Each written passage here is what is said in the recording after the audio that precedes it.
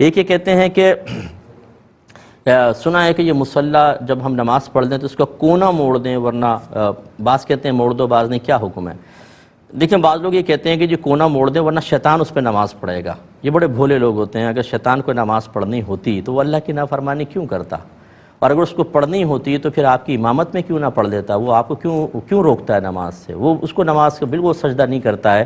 کونا موڑنے کا کوئی فائدہ نہیں ہے، نہ اس میں کوئی شرعی طور پر حکم ہے۔ ہاں اگر کوئی کرے بھی تو کوئی ناجائز نہیں ہے، ٹھیک ہے نا، اس کو منع نہ کرے، ٹھیک ہے بھائی تم کر لو اپنی تسلی کے لیے، لیکن اگر آپ سیدھا بھی بچھائے چھوڑ دیں تو کوئی جن وغیرہ آ کر یا شیطان آ کے اس پہ نماز نہیں پڑھے گا، وہ نمازوں سے بھاگتا ہے، نہ کہ آ کے سجدہ ریز ہو جائے۔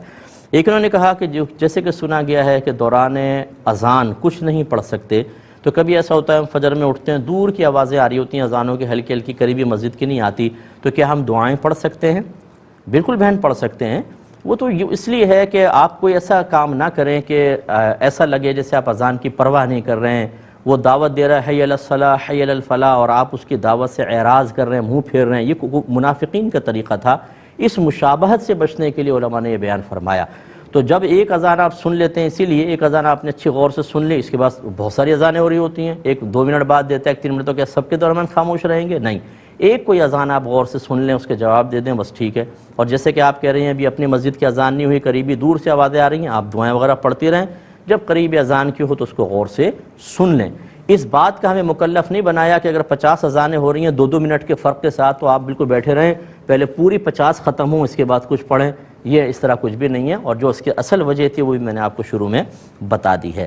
ایک انہوں نے کہا کہ یہ چاند گرہن ہوا تو گھر والوں میں سے کسی نے فتویٰ دے ڈالا کہ بالکل سیدھے لیٹنا، دونوں میاں بیوی، اور لوہا کو ہاتھ نہ لگے، اور ہم نے کر لیے۔ صحیح ہے، یہ بالکل کچھ بھی نہیں ہے، یہ جہالتیں ہیں ہماری۔ اللہ سے نہیں ڈریں گے، رسول سے نہیں ڈریں گے، عذاب سے نہیں ڈریں گے، عذاب قبر سے ہم نہیں ڈرتے، موت سے ہم نہیں ڈرتے، ہم عذابات کی آیات سنتے ہیں ہماری باچھیں کھل جاتی ہیں، کوئی خوف نہیں ہے، کچھ بھی نہیں ہے۔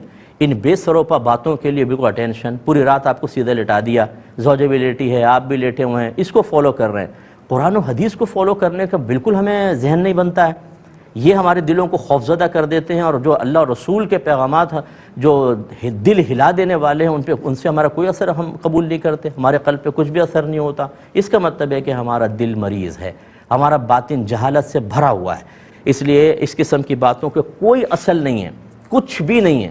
کبھی انگریزوں کو دیکھا ہے آپ نے ان کی پیروی کرتے ہوئے؟ سورج گرہن میں، چاند گرہن کے اندر ان کے بچے کٹے پٹے کیوں نہیں پیدا ہوتے؟ ان کے سب صحت مند اور صحیح پیدا ہوتے ہیں۔ یہ سارا مسلمانوں کے اوپر وبال آئے گا، کیونکہ جہالت ہمارے ہاں بہت زیادہ ہے، علم سیکھتے نہیں ہیں، اور اسی طرح معذرت کے ساتھ ہمارے گھر کے بعض بڑے جو ہیں اس طرح کی بے سروپا باتوں کو گھر میں ایسے نافذ کرتے ہیں جیسے قرآن و حدیث کو نافذ کرنا چاہیے۔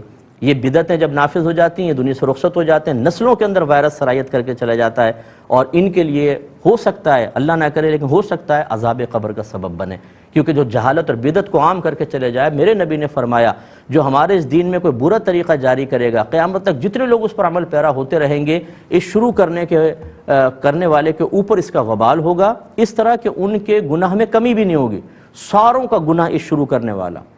تو گھر کے سرپرست پہ کتنی بڑی ذمہ داری ہے، اور یہ قرآن اور حدیث بیان نہیں کریں گے، اس طرح کی بے سروپا باتیں ساری رات آپ کو سیدھے لٹا کر رکھا، اور پھر اب بچہ بڑا صحت مند پیدا ہوگا، کیا گارنٹی؟ کہاں سے پڑھا تھا بھائی آپ نے؟ نہیں سنی سنائی باتیں۔ اس لیے ان باتوں کی ان کی پرواہ نہ کریں تو بہت بیسٹ ہے، آپ کی باقی مرضی ہے۔